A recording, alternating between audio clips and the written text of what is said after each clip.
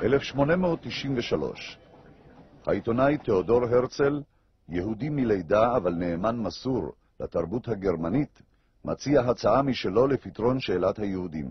הוא יזמין את האפיפיור בשם אחוות הגזעים להטביל לנצרות את כל יהודי אוסטריה בטקס מיוחד שיערך בכנסיית סן סטפן שבווינה. וכך הוא כותב ביומנו: בערך לפני 2 חפצתי לפתור את שאלת היהודים, לכל הפחות באוסטריה, בעזרת הכנסייה הקתולית.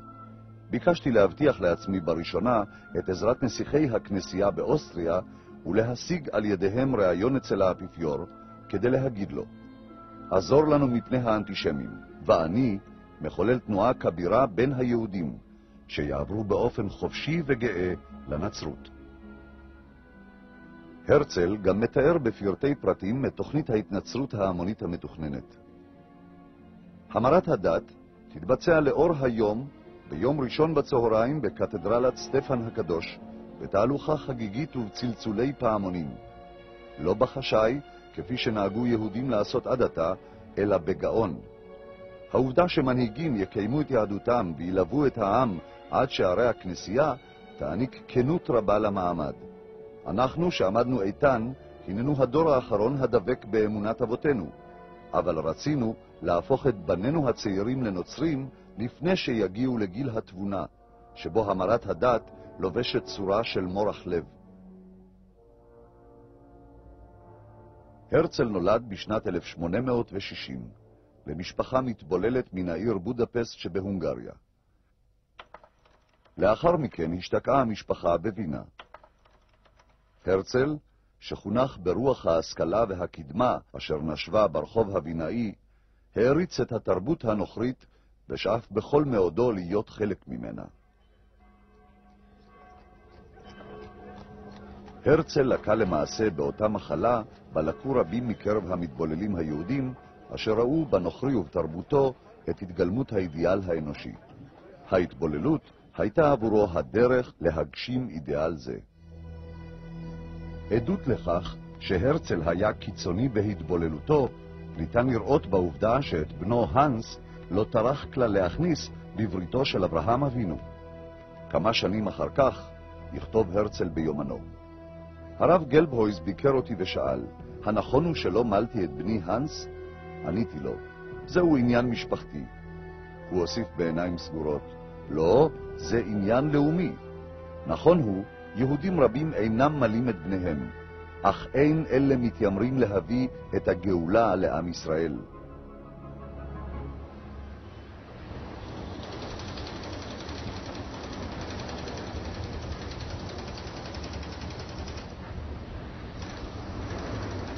כחניך התרבות האוסטרית, ביקש הרצל להצניע את יהדותו ולהבליט את עובדת היותו גרמני-אוסטרי. ואכן, כל החיים התנהג הרצל כאילו היה שכזה. הוא העריץ את המוזיקה של וגנר, ראה בביסמרק מנהיג למופת, הזדהה עם הלאומניות הגרמנית המתחזקת, ששנים מאוחר יותר הוציאה לפועל את חוקי נירנברג, הכניסה יהודים לגטאות וביצעה את תוכנית הפתרון הסופי בשואה. הרצל בז לכל מי שלא נחשב בעיניו מודרני, תרבותי, נאצל ונאור. בראש ובראשונה היו אלה אותם יהודים בני עמו שומרי תורה ומסורת. הוא הפנים יסודות ורעיונות אנטישמיים כפי שבאים לידי ביטוי ביומנו ובמאמריו. הכמרים הנוצרים הם ברום המדרגה, מפני שאינם להוטים אחרי הכסף. הנוצרים הפשוטים טובים הם מכמרי היהודים. יחס זה חושף למעשה את הפן האנטישמי בתורת הרצל. בדעה זו גלומים רעיונות אנטישמיים המציירים את היהודים כנושאי הרע, ולעומתם הגויים שיא התואר והשלמות. כך למשל כתב במאמרו בדויטשה צייטונג: היהודים העשירים שולטים על העולם. בידם גורל ממשלות ומדינות. הם מגרים ממשלות זו בזו, ועל פקודתם ממשלות עושות שלום. מתי שהיהודים העשירים מנגנים, העמים והמושלים מרקדים. בין כך ובין כך הם מתעשרים. הרצל מספק תימוכין ולגיטימציה לרדיפה האנטישמית ואף מעודד אותה. אכן האנטישמיות, שהיא כוח חזק ומושרש בתת ההכרה של ההמונים, לא תזיק ליהודים. אני מוצא שהיא מועילה לבניית האופי היהודי. חינוך הקבוצה על ידי ההמון. חינוך שעשוי להוביל להתבוללותה. החינוך מתבצע רק באמצעות תלאות. היהודים הסתגלו.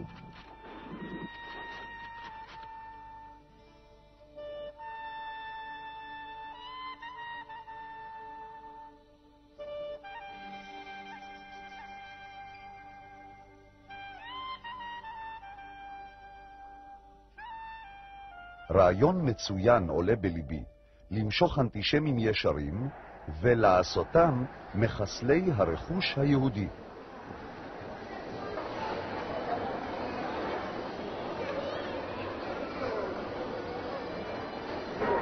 יש פה משפט, אני רוצה שתקרא אותו בקול ותגיד לי מי היה יכול להגיד דבר כזה. איפה? זה. רעיון מצוין עולה בליבי למשוך אנטישמים ישרים ולעשותם מחסלי הרכוש היהודי. מי היה יכול להגיד דבר כזה? אני יכול לקרוא את המשפט שלי?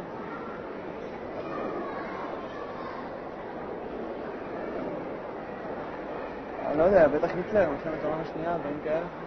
רעיון מצוין עולה בליבי למשוך אנטישמים ישרים ולעשותם מחסלי רכוש יהודי.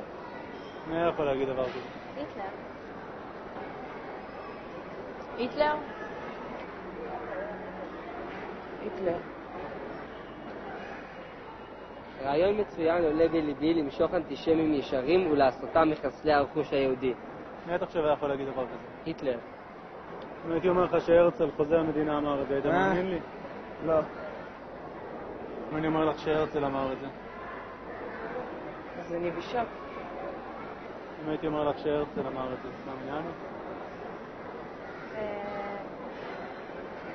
לא. אבל לפי דעתי כאילו יותר כדי לזכור את הרצל בתור דמות חיובית. אתה לא חושב שזה ניסיון מכוון להסתיר מכם משהו שהם לא רוצים שתדעו?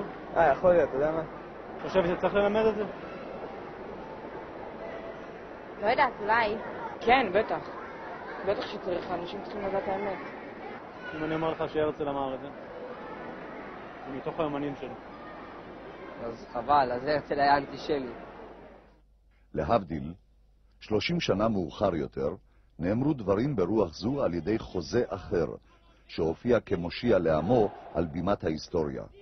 ובשנת 1927, בעת שריצה עונש מאסר בכלא לנצברג שבגרמניה, כתב בספרו מיין קאמפף על יהדות הממון שמסכסכת בין אומות העולם, ומביאה אותם לידי מלחמות, כאשר המרוויח הוא היהודי.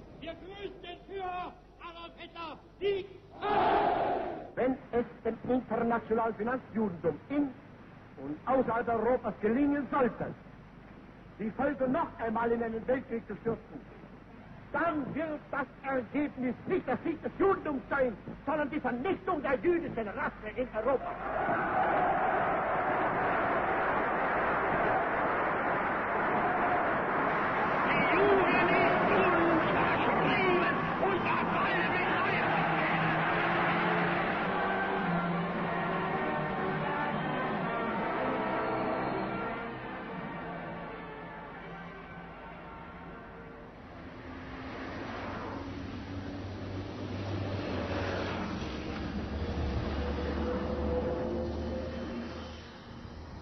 כאמור, הרצל, שהריץ את התרבות הנוכרית ורצה בכל מאודו להיות חלק ממנה, ביקש לפתור את הדילמה האישית שלו ואת רתיעתו משורשיו היהודיים על ידי התנצרות המונית. אכול שנאה עצמית הנובעת מעצם יהדותו, ראה בבעיה גם את הפתרון, לחדול להיות יהודי וכך לפתור את הבעיה אחת ולתמיד. אני רואה את עצמי כיהודי מודרני ממוצע, ואין אני נרתע ממעבר פורמלי לנצרות. אני מברך על כל יהודי שיש לו ילדים המחליט להתנצר. לי יש בן. הייתי מעדיף להתנצר היום ולא מחר, כדי שתקופת החברות שלו בנצרות תתחיל מוקדם ככל האפשר, וכדי לחסוך ממנו את הפגיעות ואת הקיפוח שנפלו בחלקי ושעוד יפלו בחלקי בגלל היותי יהודי.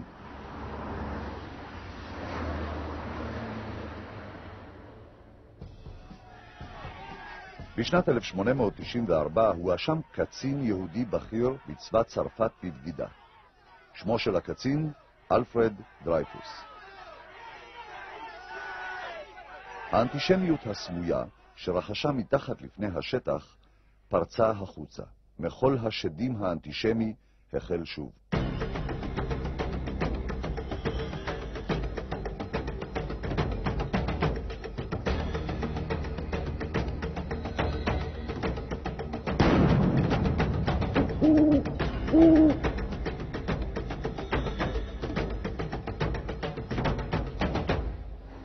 רק אז השתכנע הרצל שפתרון ההתבוללות אינו מעשי, וכי העולם הנוצרי שאותו חיבב כל כך אינו מוכן לפתוח זרועותיו בפני יהודים כמותו. רק אז הפנה מרצו ונרתם להתוויית הרעיון של מדינה ליהודים ולמשנתו הציונית אותה ניסח באלטנוילנד. אבל גם אז המניע לציונותו של הרצל לא צמח מתוך אהבה ודאגה ליהודים, אלא מאי הנוחות שאלה גורמים ליהודים גויים נאורים כדוגמתו. את מדינת היהודים האוטופית דואג הרצל לבנות על פי המודל החדש, מודל שמשליך מעליו כל סממן יהודי. כמובן שעליו לזכור להשיל מעליו כמה תכונות יהודיות שליליות כמו שפת היידיש, קיום מצוות ומנהגים, ובעיקר את הטפילות היהודית. המדינה של הרצל היא מדינה אירופית לגמרי. היא בעצם אירופה, אין מדינה אירופית כזאת.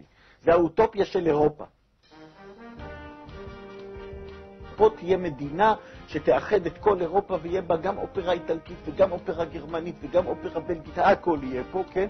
וכולם יהיו חמודים ונחמדים, והערבים יגידו לכל הזמן ליהודים תודה שבאתם, שהבאתם לנו את הפאר של המערב, כן? כאשר הדימוי שלו, של המדינה היהודי, היה דימוי שהרכיב בתוכו באופן כמעט טבעי לגביו, כחניך התרבות האירופית של המאה ה-19, אלמנטים אנטי-מזרחיים ואנטי-דתיים די חריפים. במיוחד החברה שאותה הוא מציג בספר שלו אלטנוילנד, היא חברה שבה מה שקורה ליהודי זה שהוא הופך להיות אירופאי, כולל היהודי המזרח אירופאי, שהופך להיות מערבי, כאשר המעבר של היהודים מיהודים בעצם למי שהופכים להיות אירופאים במהות. למי שבעצם אין להם יותר את המימד המייחד אותם כיהודים.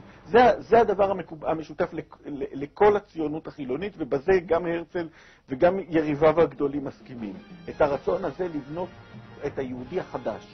לכך אמר חיים הזז, מהוגי הדעות של ההנהגה הציונית, במוסף הארץ, אלול תש"ג 1943. אין הציונות והיהדות דבר אחד, אלא שני דברים השונים זה מזה, בוודאי שני דברים הסותרים זה את זה. כשאדם אינו יכול להיות יהודי, הוא נעשה ציוני. התנועה הציונית הייתה תנועה חילונית. היא נתנה הגדרה חילונית לזהותו של היהודי. היהודי הוא עם, כמו כל העמים באירופה. הציונות נובעת מתוך התנועה הלאומית באירופה, ואין לה בעצם מקום לחרדים בתוכה. הציונות מתחילה ממקום הריסת היהדות, ממקום שתש כוחו של העם.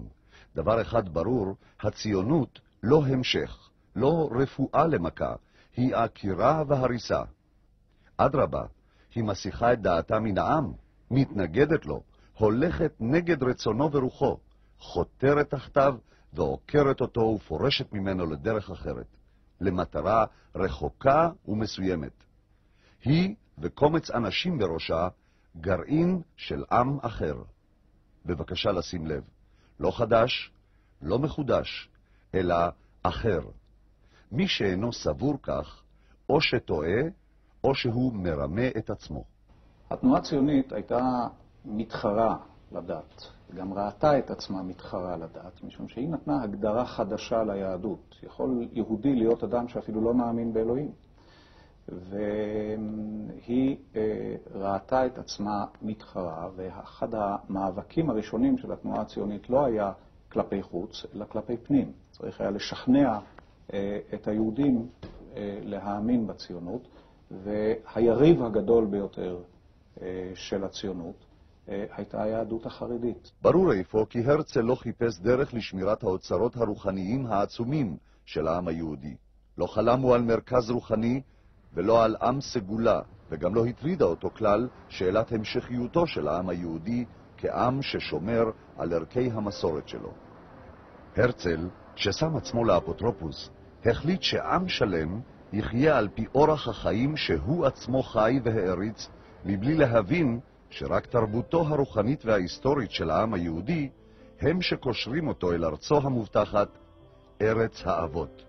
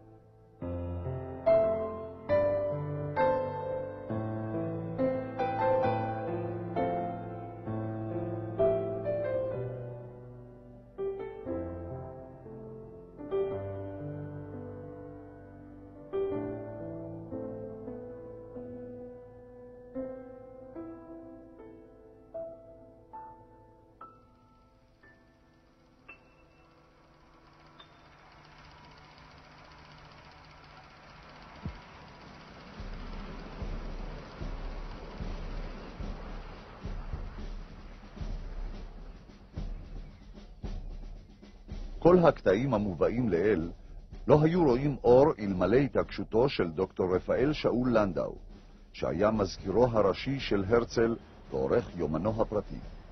הוא התעקש שכל רשימותיו של הרצל יראו אור, וזאת בניגוד לרצונם של המוציאים לאור לצנזר את היומן מחשש לחשיפת האלמנט האנטישמי שבו.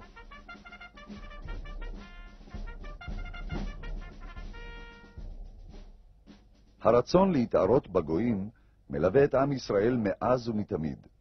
לצד מקיימי המצוות תמיד היו כאלה שניסו לבטל ולכפור באמונה היהודית. השקפתו של הרצל על היהודים והיהדות הייתה דומה להשקפתם של רוב חבריו בהנהגה הציונית. תנועת ההשכלה שהרצל ושאר מנהיגי הציונות צמחו מתוכה דגלה בהתמזגות עם הגויים ועם תרבותם, בפריקת עול התורה והמצוות ובוויתור על מוסריות הדת המבדילה בינם לבין שכניהם. היו אלה המנהיגים כמו מנדלסון בתקופת ההשכלה שהפיצו את האמרה היה יהודי בביתך ואדם בצאתך, שמשמעה היהודי פחות מאדם. אותם יהודים כופרים היו מוכנים לקבל עליהם את מנהגיהם ותרבותם של הגויים שסבבו אותם. כך קיוו להתמזג ולהיטמע בהם. אך התוצאה הייתה הפוכה.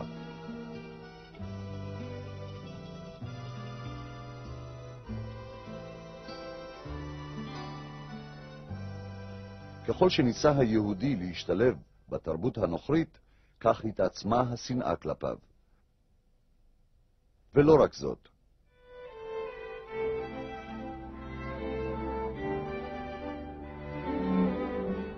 אותם יהודים שסגדו והתרפסו לתרבות ניכר, פיתחו מהר מאוד את רגש הבושה והשנאה העצמית בשל היותם יהודים, ומיד הפכו למקטרגיה הראשונים של היהדות המקורית.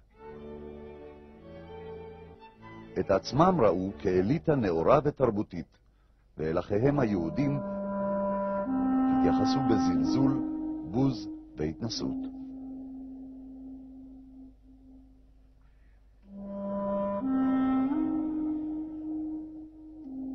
הרצל כותב ביומנו: נורדו אמר שטרם נייסד את המדינה היהודית, עלינו לדאוג שיהודי מזרח אירופה יבערו את הכינים מבגדיהם ואת הזוהמה מגופם.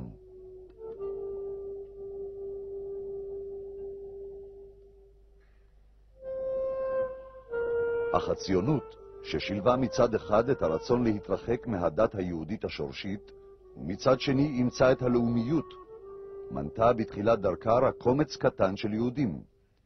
רוב רובו של העם היהודי בגולה, למוד התלאות, לא נרעש לנוכח נושאי הבשורה החדשה, ונשאר דבק באמונתו, והמשיך לקיים מצוות באדיקות. על מנת להגיע לממדים של תנועה המונית וסוחפת, הייתה חייבת הציונות להשתמש באלמנטים דתיים, שנלקחו מתוך האמונה היהודית. זאת אומרת, הציונות מלכתחילה הגדירה את עצמה כתנועה של גאולה.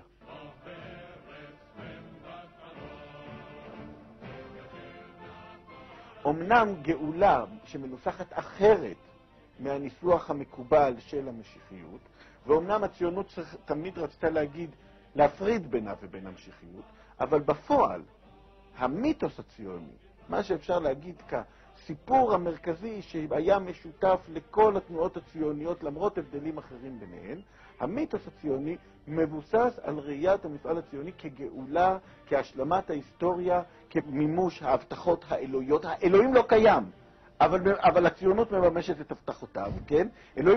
אלוהים הורחק, אבל עדיין למילה שלו, להבטחה האלוהית, היא הדבר היחידי, והיא מפורשת להבדיל מהפרשנויות לאורך כל הדורות. כהבטחה פוליטית מוגדרת, שזה הבסיס להגדרת זכויות היהודים גם על חשבון זכויות הערבים. דבר שאיננו מתחייב מהשקפה הדתית. הציונות מגדירה את עצמה כמימוש הכיסופים של כל הדורות. זאת אומרת, היא הופכת גם את בני כל הדורות לפני כן לציונים, כאילו כל הציפיות של כל בני הדורות היו לפינסקר. למעשה, הציונים השתמשו במונחים דתיים על מנת להלהיב את היהודים שומרי המצוות בעניין הרעיון הציוני, כשכוונתם האמיתית הייתה בעצם מדינה שתכפור בכל ערכי הדת. זה אף מסביר מדוע יהודים רבים באותה תקופה התייחסו אל הרצל כמשיח וכינו אותו בתואר מלך היהודים. דוגמה פשוטה ביותר זה דגל המדינה. כל אדם שמסתכל על הדגל יכול לראות לפניו, אם נוריד את רגע את המגן דוד, טלית, בד לבן ועליו 2 פסי תכלת. כל טלית יש עליה פסים, או בלבן או בשחור. אצלהם התכלת סימל את המצב של גאולה של עם ישראל. זה מה שהם רצו. הנה, הגענו ארצה, הגאולה נגמרה, הגענו. חזרנו לשורשים, התחברנו, אנחנו במקום. זה התכלת. נקודה שנייה, וגם היא חשובה מאוד, באה לומר ליהודי, אם עד היום צריך היית ללבוש את הטלית עליך, זה כבר מיותר. אתה יכול לשים אותה על הדגל ולהרגיש טוב בתור יהודי. הטלית שלך על הדגל. כולם רואים אותה, זה מספיק. לא צריכים לקיים את המצוות באופן מעשי, אפשר להתחבר לתוכן הרוחני, הלאומי שלהם, וזה מספיק. בשנות ה-20 תפסה את ההגמוניה בארץ התנועה הציונית סוציאליסטית, אשר ביקשה לבנות חברה עברית חדשה. מושגים כמו עבודה, בניין והתחדשות הפכו לערך עליון עליו חונך הנוער. מיתוס הצבר, היהודי החדש, נבנה על ניתוץ דמותו המסורתית של היהודי הגלותי. עולם ישן נחריבה, עלי עולם חדש נקימה, היה המוטו ליצירת אותו יהודי חדש. כן, שלילת הגלות זה לא שלילת הקיום של היהודים בגלות, אלא גם שלילת התרבות היהודית בגלות. שלילת הגלות זה לבנות את היהודי החדש, יהודי שיהיה שונה מהיהודי המוגדר כגלותי, וששלילתו של היהודי הגלותי הפכה להיות אחד היסודות המרכזיים של הגדרתה של הזהות החדשה. יוסף חיים ברנר, סופר ואיש רוח בהנהגה הציונית, שבכתיבתו השפיע יותר מכל סופר אחר על פועלי ארץ ישראל, כתב ב-1919: אופיינו הלאומי פסול מימות עולם ועד הנה. מעולם לא היינו אומה יוצרת. תמיד חיינו חיי צוענים וכלבים. מה אתם רוצים מהאנטישמים? מדוע לא תובו להבין את המובן מאליו, את חזון השנאה והבוז לישראל? היהודים הם צוענים, זוהמה, רפש וניבול, ביצה סרוחה, לא אדם, כלבים פצועים. כשאתה קורא את הדברים שהציונים הראשונים כתבו, אלה דברים שנשמעים לפעמים כמעט אנטישמיים, משום שהם ביזו את היהודי הגלותי. עמי אירופה, למרות שחנקו אותנו ללא רחם, כמו שחונקים דבר נתעב, ראויים הם לכבוד. איננו בני אדם כלל.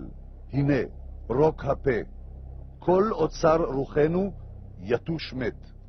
האם לא יציפו את רחובותינו עכשיו פרצופים ידועים מכל הגטאות, חלאת המין האנושי?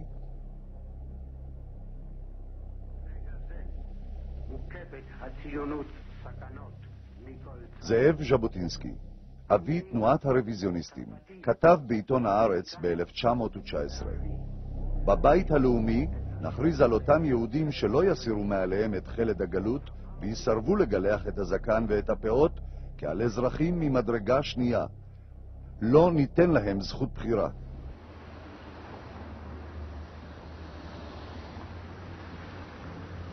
מי לדעתך יכול לכתוב את זה? אני יכול לכתוב משפט כזה? כן. אוכלים מזוויע, אין לי מה להגיד.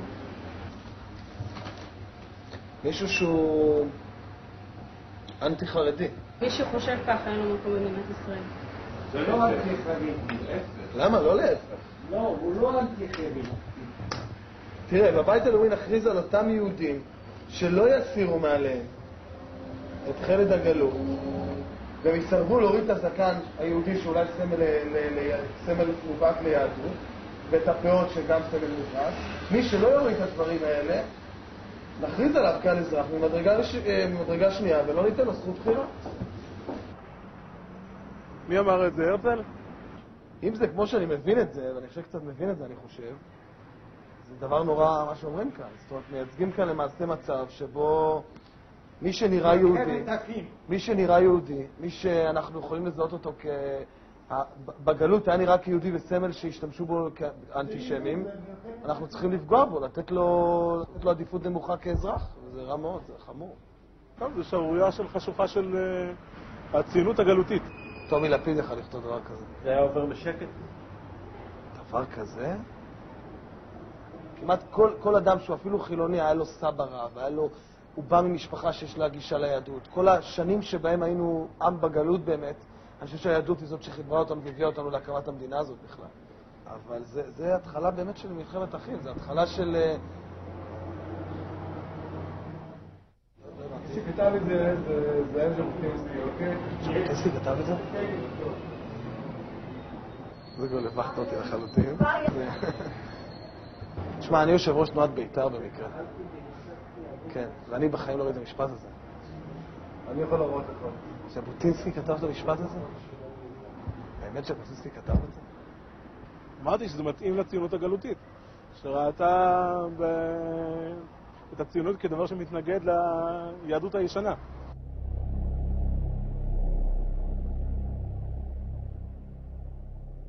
דוד בן גוריון, מקים המדינה ומנהיגה שנים רבות.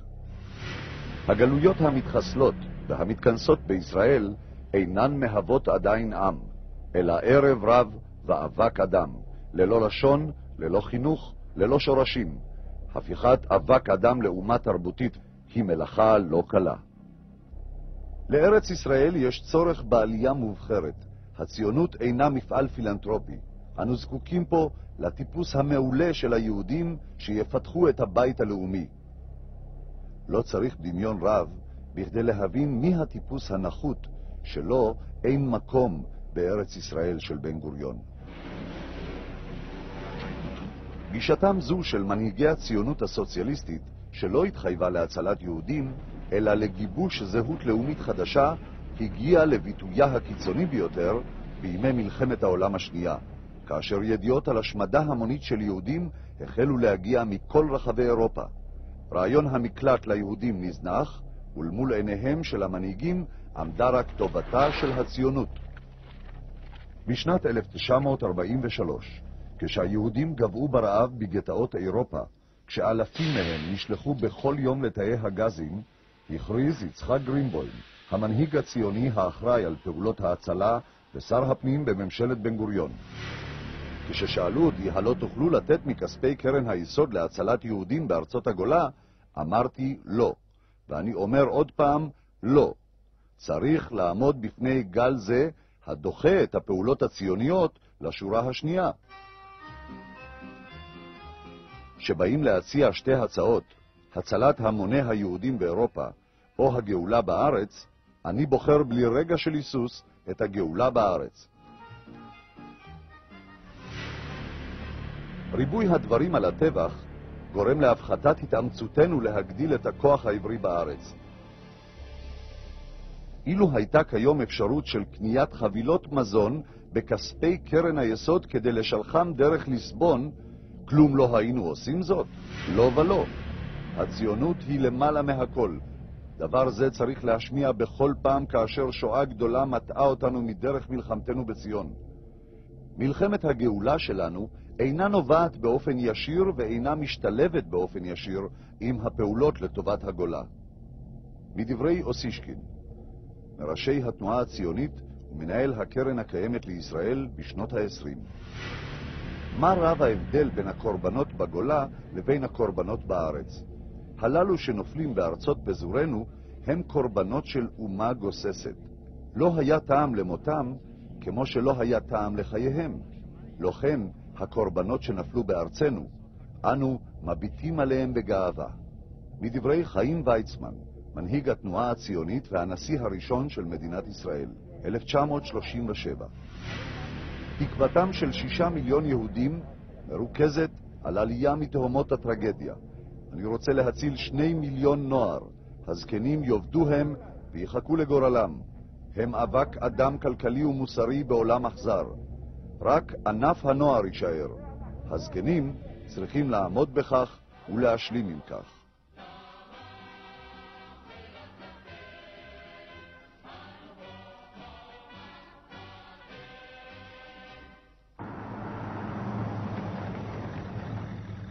דוד בן גוריון, אם אדע שאפשר להציל את כל ילדי גרמניה על ידי העברתם לאנגליה, ורק מחציתם על ידי העברתם לארץ ישראל, אני אבחר בדבר השני. ערב המלחמה יצא בן גוריון בהתקפה קשה על יהודי אירופה. תכנו אותי אנטישמי, אבל אני חייב לומר זאת. אנו נחנקים מבושה מהמתרחש בגרמניה, בפולין ובאמריקה, שיהודים אינם מעיזים להיאבק. הוא הוסיף כמה מילים על הפסיכולוגיה של החיים בגולה, והכריז, אין אנו שייכים לעם היהודי הזה, אנו מתמרדים נגד עם יהודי כזה, אין אנו רוצים להיות יהודים כאלה. מקרה נוסף שיעזור לנו להבין בצורה יסודית את יחסה של הציונות כלפי הצלת יהודים, נוכל למצוא בתקופת מלחמת העולם השנייה. ב-25 לאפריל 1944, בשיאה של המלחמה, קרא אייכמן ליואל ברנד, ציוני, איש ועד ההצלה בבודפסט, הונגריה, למשרדו ואמר לו, אתה יודע מי אני? אני הוא אשר ביצעתי את האקציות, השמדת היהודים ברייך, בפולין וצ'כוסלובקיה.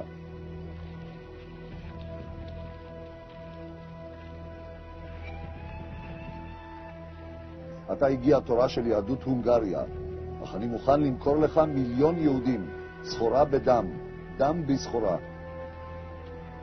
תוכל לקחת את 1,000,000 מכל מקום שאתה רוצה. מה ברצונך להציל? גברים, נשים, ישישים, ילדים? שב, דבר. הסחורה היא 10,000 משאיות, כמה טונות תה, קפה וכדומה. ברנד הוקע בתדהמה כששמע זאת מפי ראש הצליינים. עכשיו הוכיח לכם שאני רוכש לכם יותר אמון מאשר אתם רוכשים לנו, אמר אייכמן. אתה תצא לאיסטנבול לנהל משא ומתן עם הסוכנות, ולכשתשוב ותודיע לי כי נתקבלה ההצעה, אפוצץ את כבשני אושוויץ ואעביר אל הגבול 10% מן היהודים שהבטחתי. אתה תקבל 100,000 יהודים במחיר 1,000 מכוניות מסע. ליואל ברנד היה ברור כי במקרה ומפוצצים את המשרפות לא ניתן יהיה לבנותם שוב, היות והגרמנים היו כבר בנסיגה בכל החזיתות.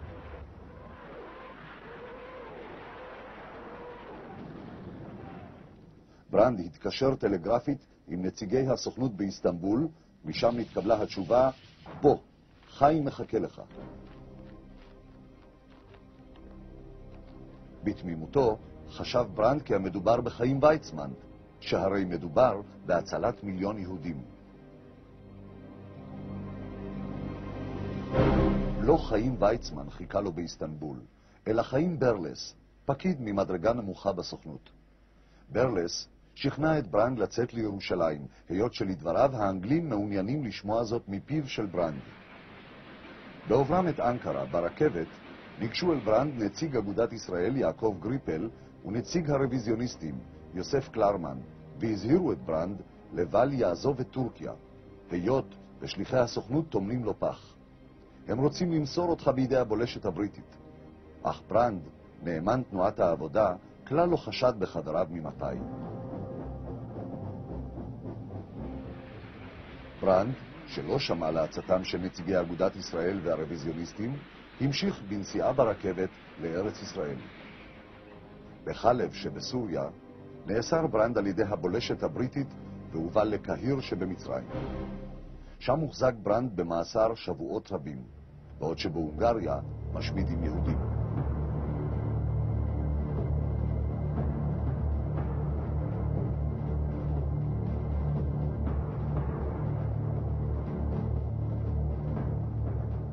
לבסוף, כאשר האנגלים כבר החליטו לשחרר אותו, היו אלה נציגי הסוכנות אשר עיכבו את יציאתו.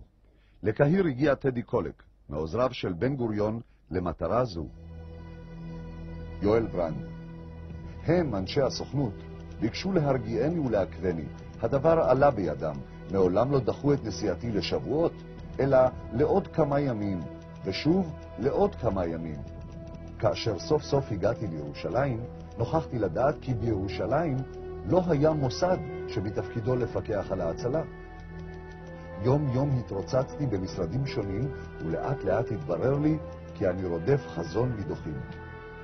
כתבתי אל הסוכנות, אל ועד הפועל, אל מרכז מפא"י, אל אישים העומדים בראש הציבור, האשמתי, תבעתי, איש לא הגיב, הוחזקתי למטורף.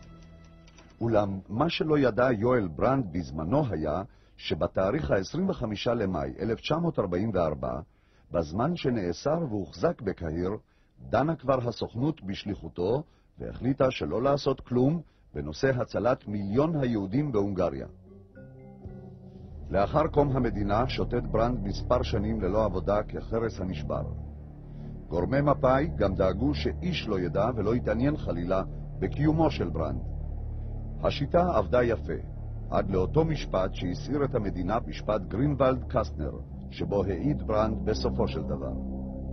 למרות המאמצים הרבים למונעו מעדות זו, גנבת מסמכים והעלמתם, העלולים להרשיע מספר אישים, נפרץ מעגל השתיקה בעדות זו בסערה, ואחד הסודות המזעזעים של תקופת השואה יצא לאוויר העולם, והחשודים בבגידה בעם ניסו לטהר את עצמם בפורומים שונים. לאחר תום ימי המשפט, עסק ברנד בכתיבת ספרי זיכרונותיו על הפרשה ומה שהתלווה אליה. שם גם ציין כיצד לחצו עליו פקידי ממשל ישראלים לסלף את עדותו, ואף איימו עליו במאסר ובחבישה בבית משוגעים אם ימשיך לכתוב את זיכרונותיו. על פרשת הלחצים, האיומים והפיתויים כתב ברנד בספרו כי יום אחד הזמינו אותו, טדי קולק ואהוד אבריאל, מעוזרי בן גוריון, למלון מפואר, ותוך כדי שהם סועדים את ליבם בסעודה טעימה ולוגמים קוניאק משובח, ניסו לפתות אותו בכל מיני הבטחות לעזור לו להסתדר בארץ.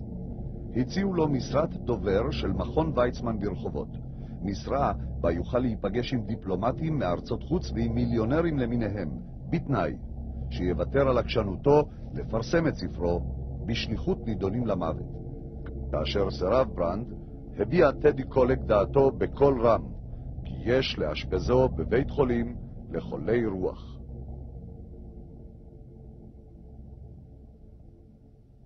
בין חברי הסוכנות הופץ אז תזכיר סודי בין 5 דפים שחובר בידי אולפינרי הרדגלס. לימים מנכ"ל משרד הפנים הראשון של מדינת ישראל. התזכיר סווג כסודי ונועד לעיניים וידיים ציוניות בלבד, ואין למוסרו לגופים הבלתי ציוניים המשתתפים בוועד ההצלה. בין השאר נאמר בו: בשטחי אירופה שעליהם עברה המלחמה, בגרמניה, בארצות הכיבוש ובארצות הציר, צפויים להשמדה למעלה מ7 מיליון יהודים. משום כך, מצטמצמת העבודה של ועדת ההצלה באין ברירה לפעולות בקנה מידה קטן, כלומר, להצלת יחידים וקבוצות קטנות בלבד. אם איפה מאמצי הוועד עלולים להביא רק תוצאות קטנות ביותר, יש לכל הפחות להפיק מהן תועלת פוליטית. ההוראות היה להביא רק בחורים שמזוהים עם תנועת העבודה, מפא"י של אז.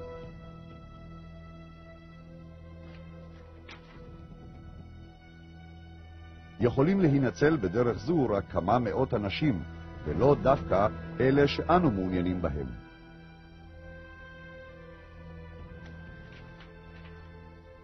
היכולות להיות פעולות צנועות אלה פילנטרופיות ב100%. זאת אומרת, מבלי להבדיל בין טיב האנשים שלהם מוגשת העזרה, כלומר, לתיתה לכל אחד שזקוק להם, האין לתת לפעולה זו אופי ציוני לאומי, ולהשתדל להציל בראש ובראשונה את אלה שיכולים להביא תועלת לארץ ישראל וליהדות? היינו שליחות להציל יהודים, והם בחרו רק איזה יהודים כן ואיזה יהודים לא. סלקציה. קראנו לזה סלקציה. כמו שהגרמנים עשו סלקציה, מי הולך למחנות המוות, מי הולך לעבודה, מי הולך לזה. ככה המפקדים שלנו עשו סלקציה לפי מפלגות. אני מבין שהעמדת השאלה בצורה זו יש בה משום אכזריות. אולם לדאבוני, עלינו להגיד שאם ביכולתנו להציל רק 10,000 איש, וצריכים אנו להציל 50,000 שיהיו לתועלת לבניין הארץ ולתחיית העם, ומאידך יש לנו 1,000,000 יהודים שיהיו לנו למעמסה, ובמקרה הכי טוב יהיו אלמנט אדיש. עלינו להבליג ולהציל את 10,000 שאפשר להצילם מבין 50,000, על אף התלונות והתחנונים של 1,000,000.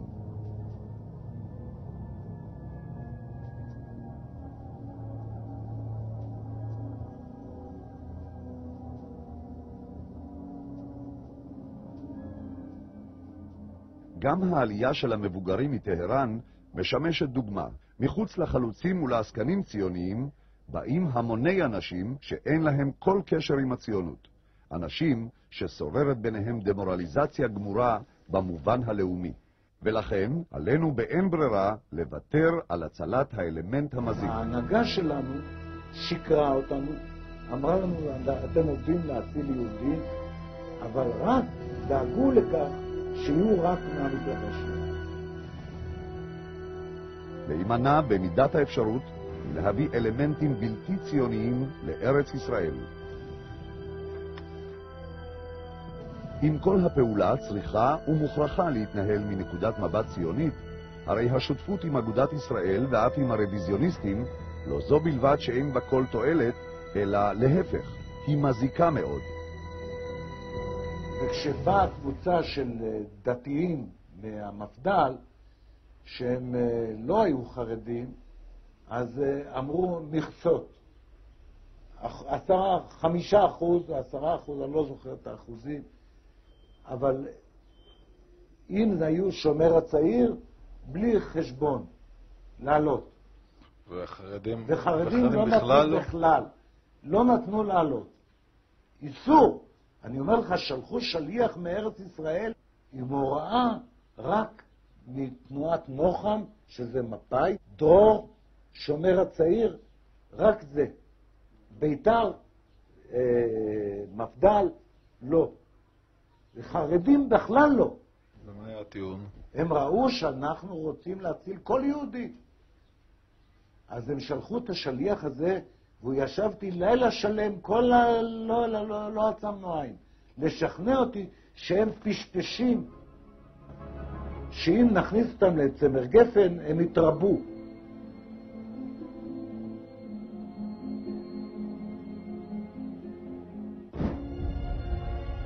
בכל מהלך ההיסטוריה שמר העם היהודי על ייחודו, לפעמים בחירוף נפש אל מול צורריו הגדולים ביותר.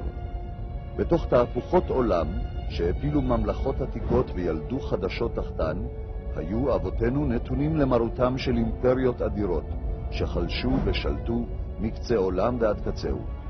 אימפריות אלה ניסו בעקביות להשכיח את אמונתו של היהודי ולהעבירו על דתו. שליטים עלו ונפלו, מעצמות קמו וקרסו, וכל ניסיונם היה לשווא.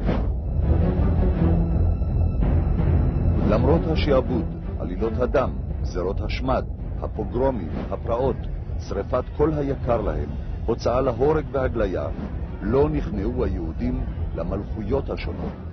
אמונתו של היהודי באלוקי ישראל לא נתערערה, כי בשורש נשמתו של היהודי הייתה רק מלכות אחת, זו של האלוקים.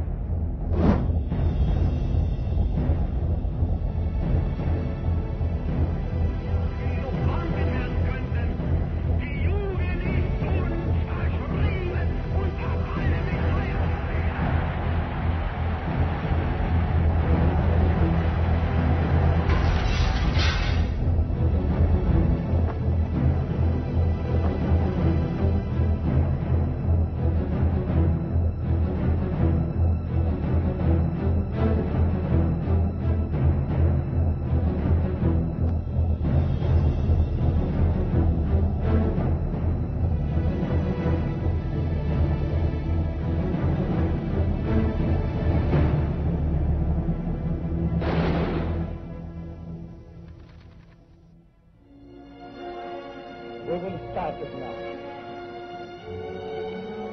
Afghanistan? No. Argentina? Yes. El Salvador? Abstention? Ethiopia? Abstain? France?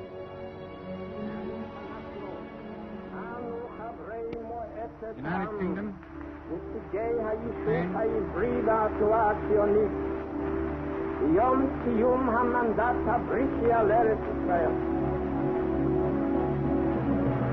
נזכור את זכותנו הטבעית וההיסטורית ועל יסוד החלטת עצרת האומות המאוחדות אנו מכריזים בזאת על הקמת מדינה יהודית בארץ ישראל, היא מדינת ישראל.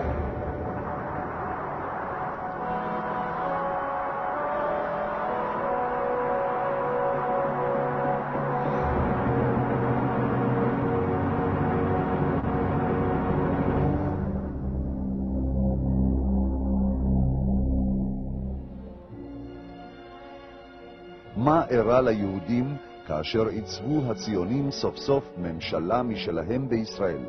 מה אירע להם ליהודים כאשר הפכו לפוליטיקאים יהודים?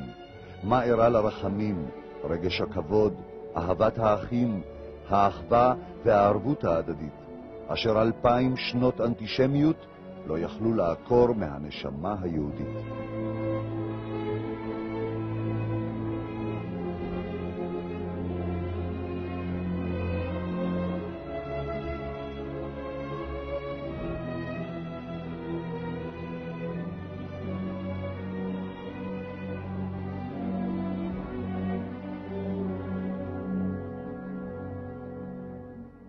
עם הקמת המדינה, השלילה של החרדים הפכה להיות מרכיב קבוע בזהות של החילונים, והייתה קשורה גם לצעדי דיכוי.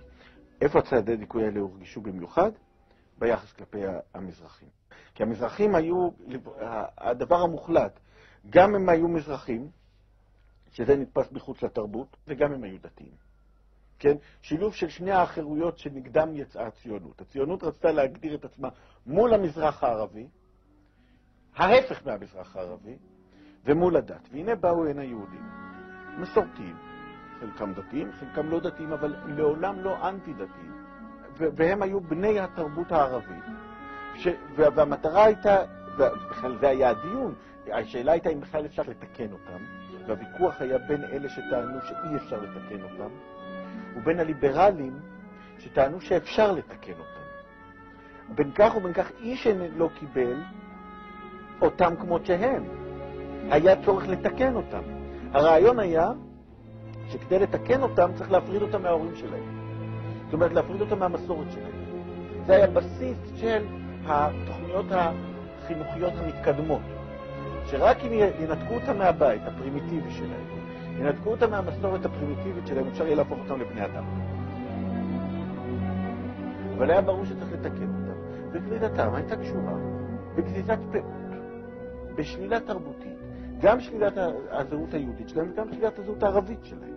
ואת זה כדאי לזכור גם כן, זאת אומרת, כי היהודים המזרחים, כי המושג הזה של להיות יהודי ערבי, זאת אומרת, אדם שהתרבות שלו מבוססת על כלסום ופריד אל-אטרש וקריאת שמע, הדבר הזה שהיה מובן מאליו, שאתה יכול להיות יהודי ערבי, כשם שאתה יכול להיות יהודי פולני ויהודי גרמני בדיוק באותה צורה, הוא הפך להיות דיכוטומי, על פי הגדרתה של הציונות. כי אותה ציונות חילונית ששללה את היהדות, שללה גם את הערביות. כלומר, היחס של התרבות הציונית כלפי המזרחים היה יחס של דיכוי חד משמעי. התימנים כולם היו חרדים. אז לקחו אותם בכוח, הורידו אותם בשדה התעופה, אמרו אין איפה לשים אותם, שמו אותם במעברות ושלחו בני קיבוצים להדריך אותם.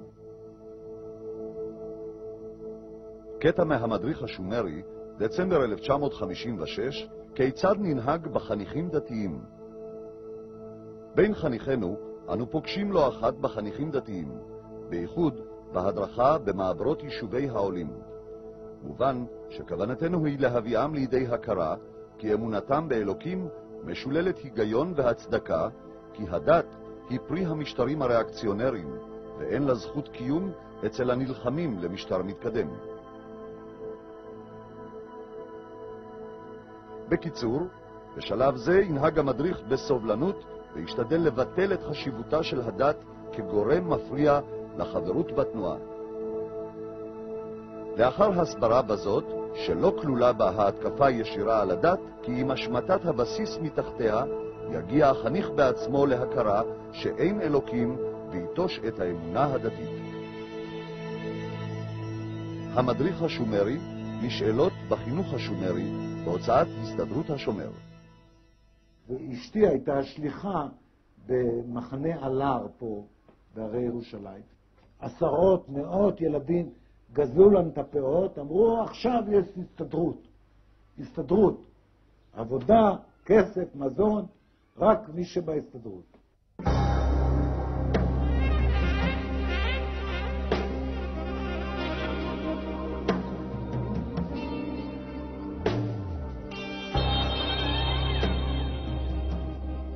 אני חושבת שצריך לעשות הפרדת דת מהמדינה ואפשר, ובשלב הראשון הייתי עושה הפרדת הדת מהפוליטיקה. בהקשר של הפרדת הדת מהמדינה אני חושבת שצריך לבטל את הרבנות הראשית, צריך לבטל את חוק בתי הדין הרבניים, צריך לבטל את המועצות הדתיות, צריך לספק שירותי לאט לאט, איך אומרים באנגלית?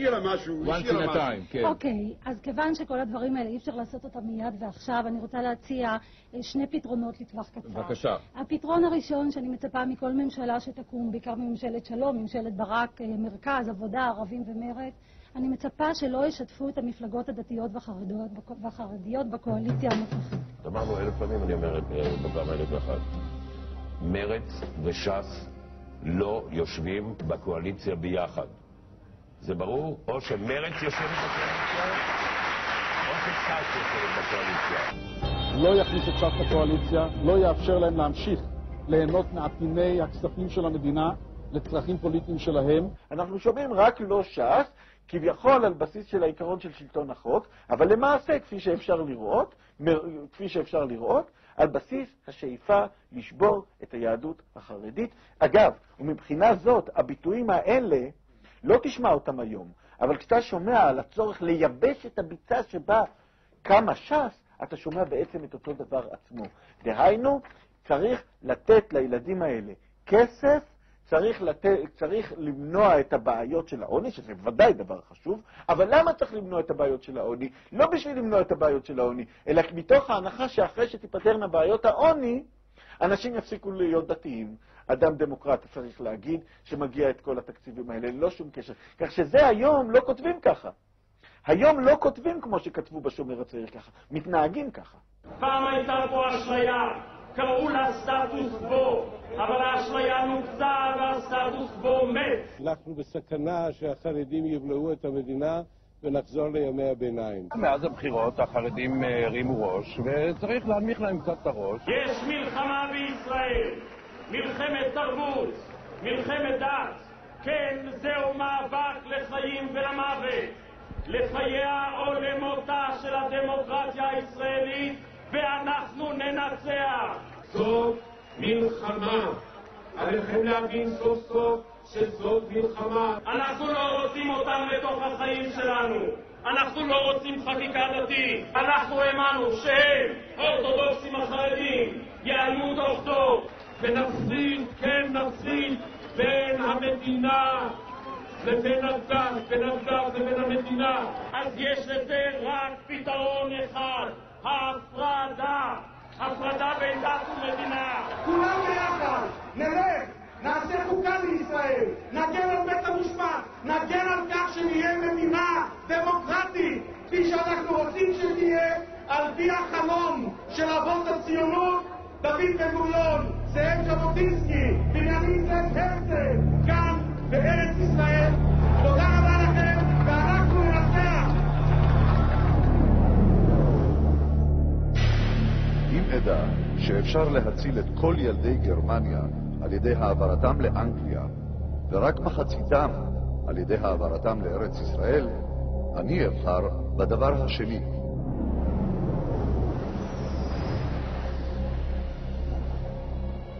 אני רואה את עצמי כיהודי מודרני ממוצע, ואין אני נרתע ממעבר פורמלי לנצרות. אני מברך על כל יהודי שיש לו ילדים המחליט להתנצר. לי יש בן.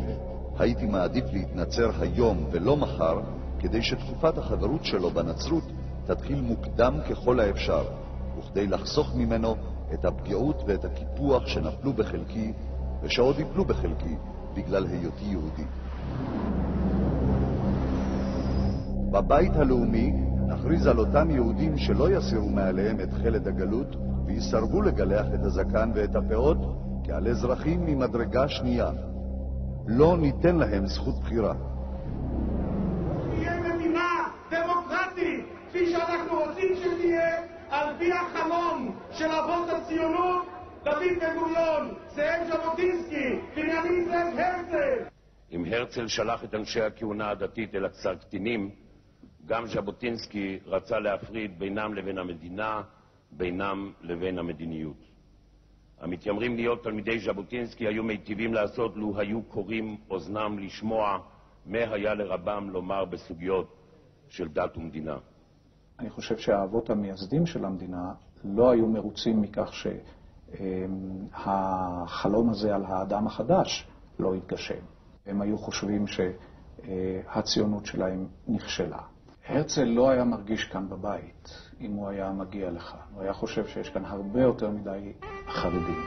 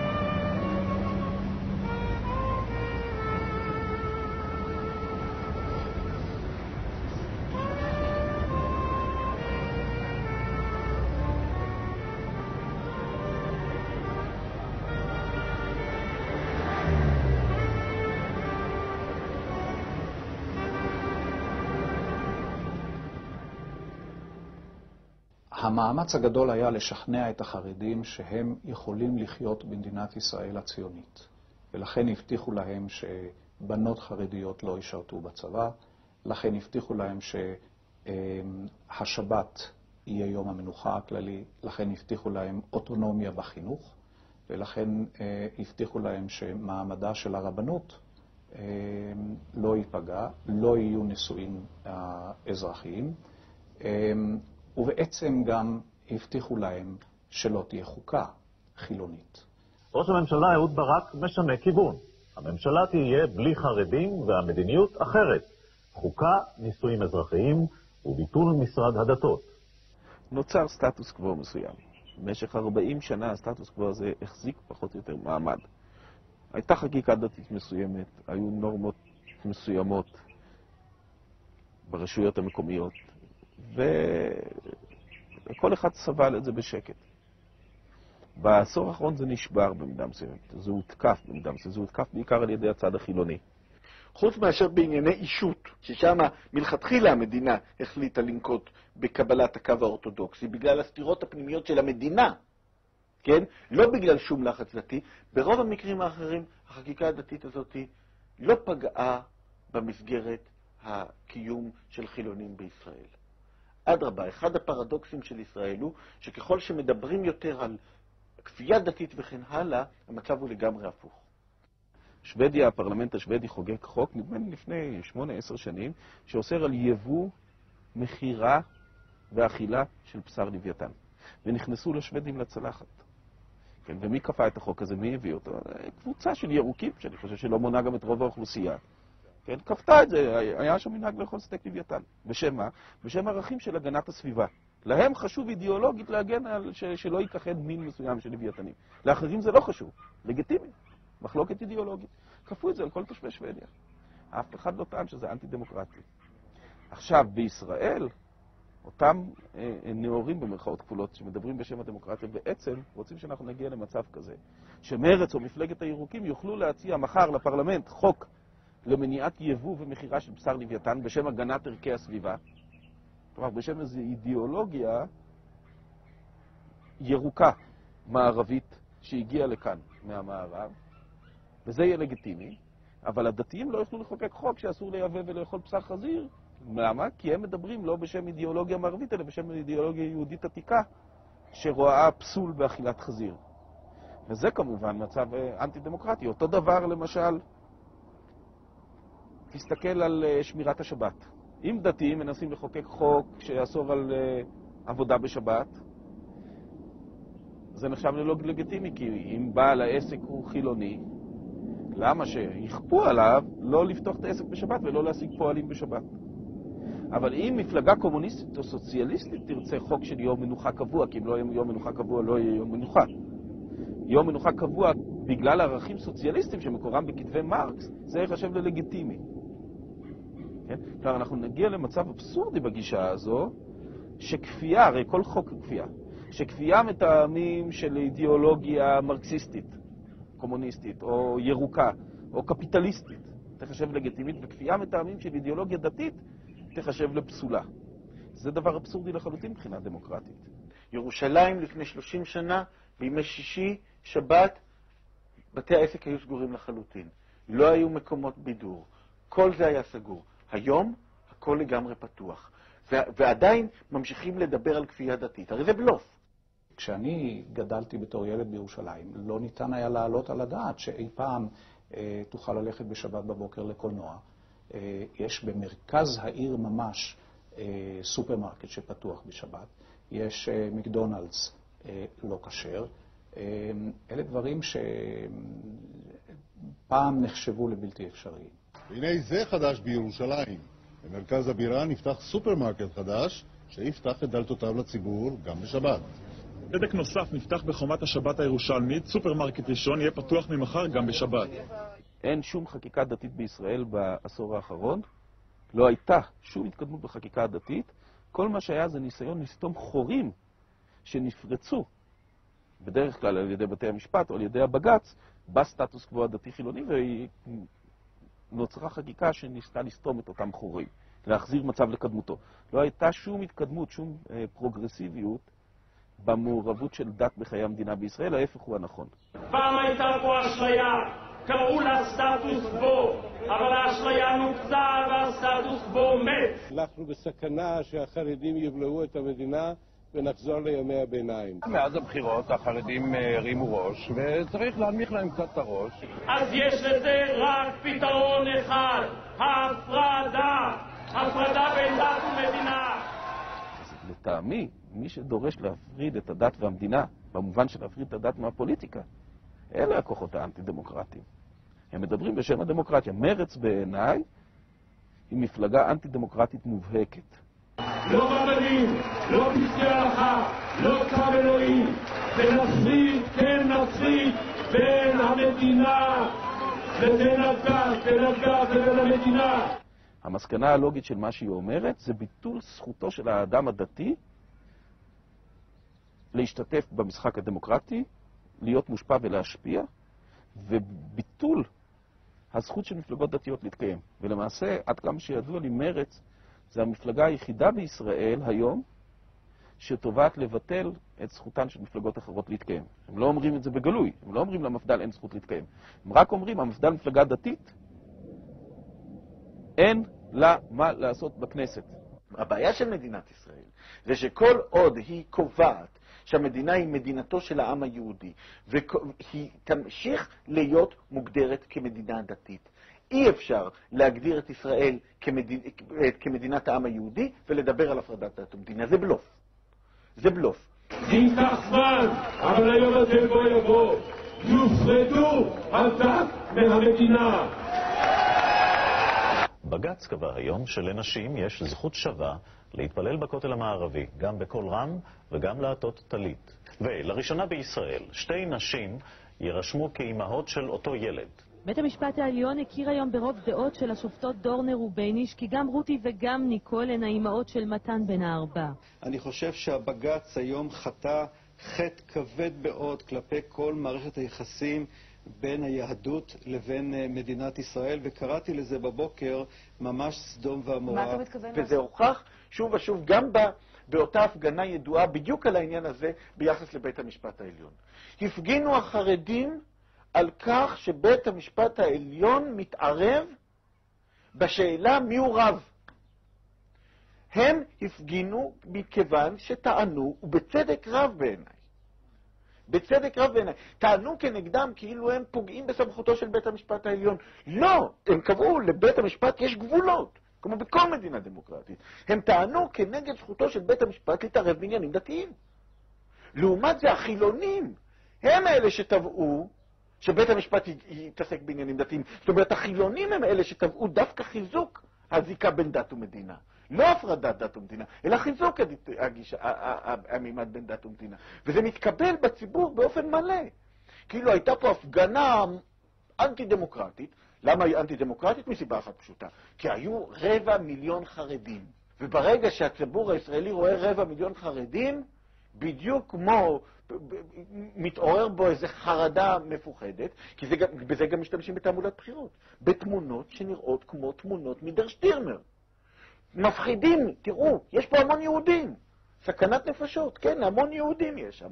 הפגנה ברישיון, הפגנה בחוק. ומולה הפגנה אחרת, שמציבה את הוויכוח באופן מעוות לחלוטין. כחלק מבית המשפט, גם, אגב, זה חלק מהבעיה של החילוניות, הקדושה של בית המשפט. בית המשפט היה הופך להיות קדוש. הרב אהרון ברק אמר, לא לדבר. באנו הנה היום כדי להגן על היכל הצדק.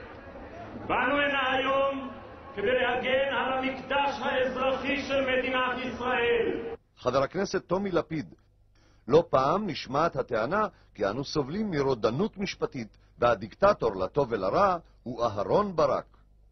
אמנון דנקנר, לברק גישה אימפריאליסטית. יאיר שלג, ברק אימפריאליסט. תראה, אני מאוד בעד הנאורות, אבל לא בעד הנאורות כפי שמנסים להבין אותה היום. מה שקוראים בישראל נאורות, מחנה השמאל נאורות, זה בעיניי חשיכה נוראית. זה מגמה אנטי-דמוקרטית, מובהקת, מסוכנת, טוטליטרית, שרוצה להשליט קורפוס שלם של ערכים באופן לא דמוקרטי, על החברה כולה, בטענה שאלה הערכים הנכונים, כמו כל אידיאולוגיה אחרת, שאלה הערכים הנכונים, היחידים שבאים בחשבון, שחייבים לחיות על פיהם, ולכן צריך להשליט את הקורפוס הזה של ערכים באמצעות, אם אי אפשר באמצעות הצבעה דמוקרטית, כי חלק גדול מהציבור מחזיק בערכים אחרים, או גם בערכים אחרים. אנחנו מחזיקים בערכים שונים שלפעמים שיש ביניהם איזה התנגשויות, אנחנו צריכים ליישב את ההתנגשויות. ואם לא מצליחים לעשות את זה באופן דמוקרטי, כי למרץ יש רק 10 מנדטים, אז עושים את זה על ידי השתלטות על התקשורת. אנחנו מתייחסים כל כלי התקשורת כאל יחידה אחת, ולא במקרה, מפני שהם באמת מהווים היום בארץ יחידה אחת. ופה יש בעיה דעתי מהותית של התקשורת בכלל. כל כלי התקשורת בארץ, רדיו, טלוויזיה ועיתונות, נראים כאילו הם נכתבו על איש אחד. תנו לאחד הסטודנטים שלכם לעשות מחקר במשך יום אחד. מה הידיעות שמופיעות? בכל כלי התקשורת בארץ אתם תמצאו ש95% זה לא רק אותן הידיעות, גם כתובות באותו סגנון ובאותה זווית ראייה. התקשורת באמת משיגה את גבול כולם. כשאתה מסתכל במה שכותבים בעיתונים, משדרים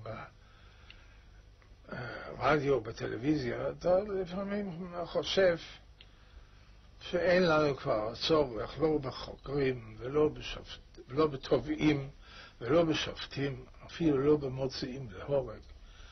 הכל התקשורת עושה. תסתכל, היום בתקשורת הישראלית, אם אתה לוקח את השנה, שנתיים האחרונות, החרדים, הדתיים בכלל, לא רק החרדים, הדתיים בכלל, מצטיירים כמו איזו מפלצת, שבאה ומאיימת לטרוף את הדמוקרטיה ואת החברה הישראלית ולהשליט פה איזה חומניזם.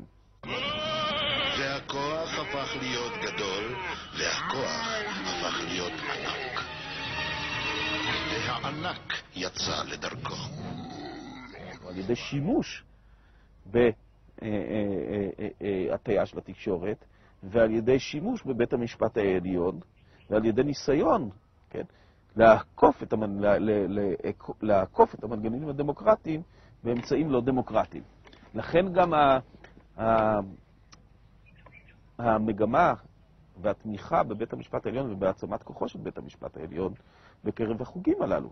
החוגים האלה, וכבר שמעתי גם דיבורים מפורשים בעניין הזה, החוגים האלה אומרים, אנחנו לא מצליחים לעבור את 10, אולי 20%, כן, אם ניקח גם חלקים מפלגת העבודה ושינוי. ולכן מוטב לנו שבית המשפט העליון ייקח לידו כמה יותר ויותר עניינים, כי בית המשפט העליון פחות או יותר נוטה לחשוב כמונו ברוב הסוגיות. שופטי בית המשפט העליון וכל שופטי מדינת ישראל, אנחנו אומרים לכם מכאן, אל תראו ואל תחתו. מנחם מאוטנר, בג"ץ תפס צד עם הקבוצה הליברלית נגד הקבוצה המבקשת לעצב את דמותה של ישראל על פי ערכיה של היהדות. חוגים ליברליים מצאו עצמם נכשלים במשימתם לשוב לשלטון. בג"ץ פתח בפני החוגים האלה ערוץ להתערבות במהלכיו של השלטון במטרה לשבשם, והבטיח להם עולם ערכים בו ירגישו בבית. ולכן נחסל את הדמוקרטיה הישראלית, למעשה לפחות נרוקן אותה מתוכנה, נעביר את הסמכויות לבית המשפט העליון.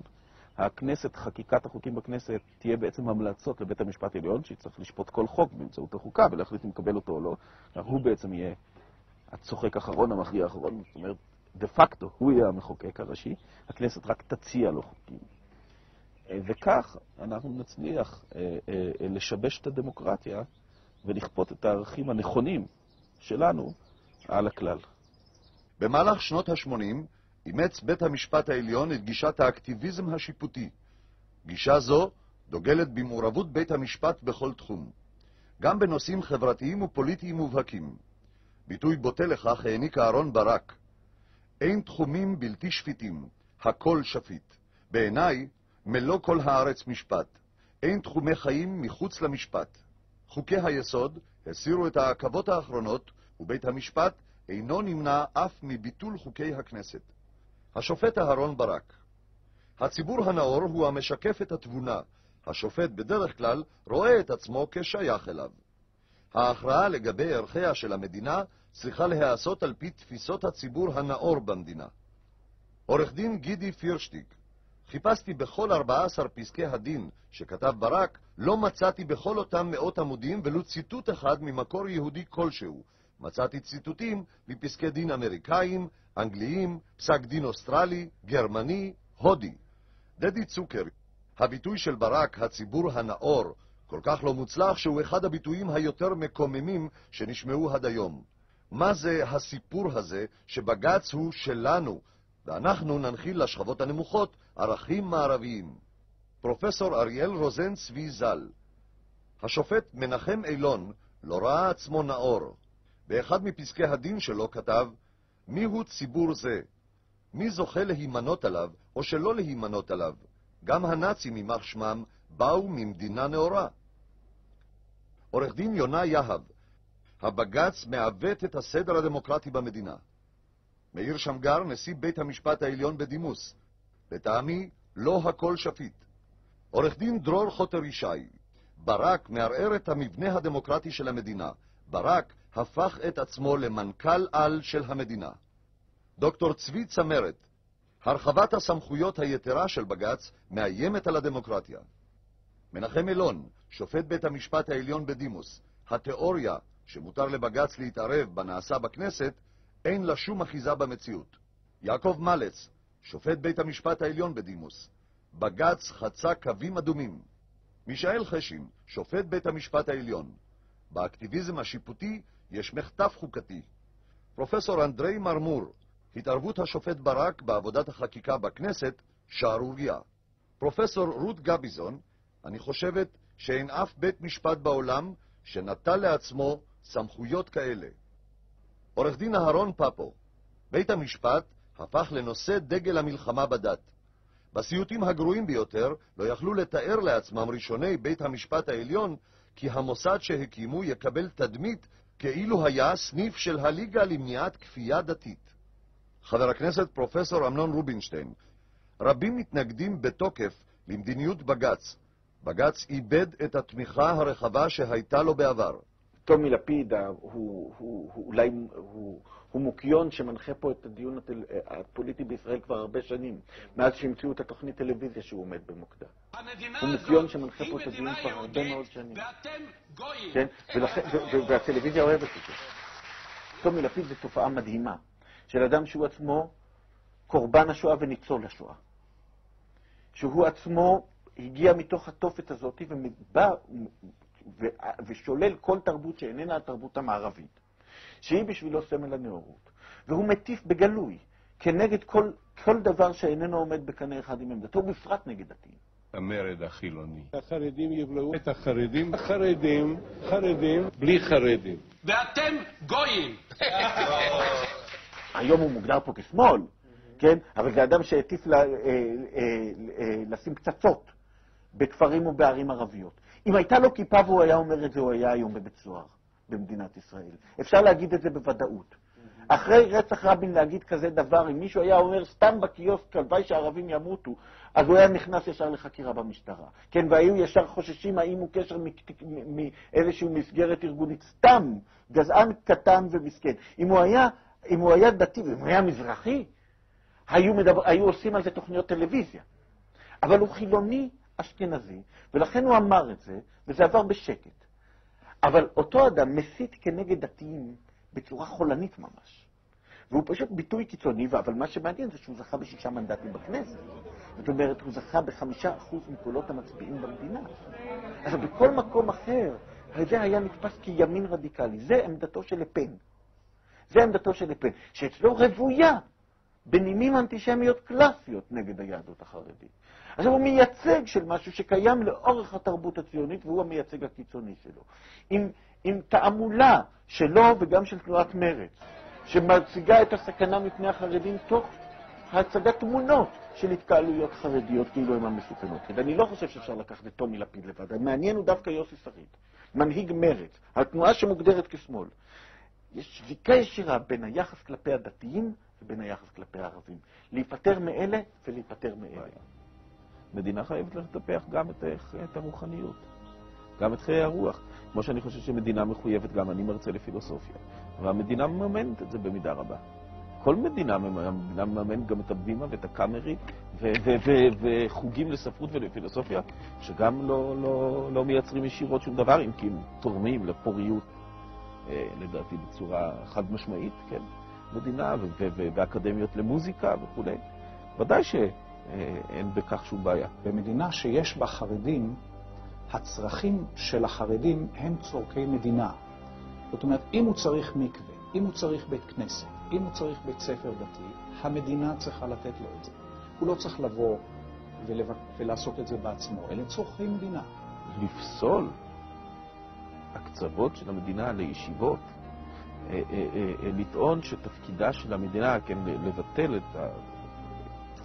להתנגד לכך שהמדינה תראה את עצמה כמחויבת לפיתוח חיי הרוח, גם במובן הרוחניות, גם במובן הדתי של המילה, להמשך הפיתוח של הלימוד של תלמוד, של משנה, של חז"ל, ברמה מאוד גבוהה, כן, של מסורת, של משפט עברי וכו'. זו כמובן טענה אבסורדית. שום עם לא אמור להתכחש למסורת שלו, ולנו יש מסורת מפוארת, שאנחנו צריכים לא רק לא להתכחש לה, אלא להמשיך ולפתח אותה, ולא רק להציב אותה במוזיאונים. תחליף אמיתי, מלא, שלם, ליהדות הדתית לא נמצא.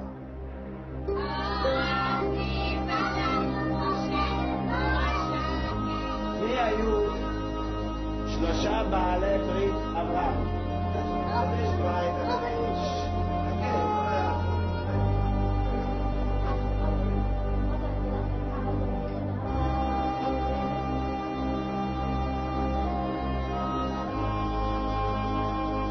לנו מעבר לכל דבר, קניית ידע, מובן, בשלבים של תורה, במשניות, כך שתלמיד שבוגר בתלמוד תורה הוא נעשה כמין תלמיד חכם קטן.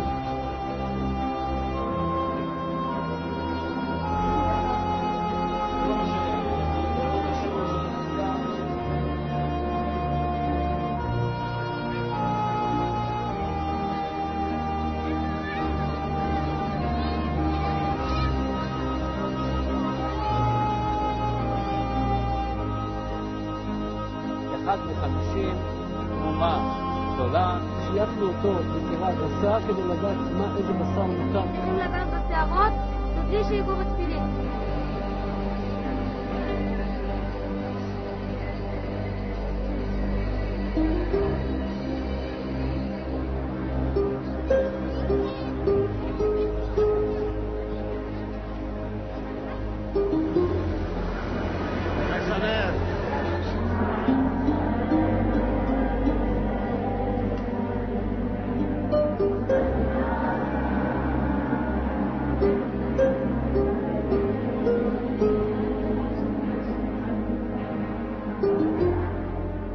משה רבנו, אנחנו יודעים, נחשב לכל הנביאים שקמו לעם ישראל. כנגדו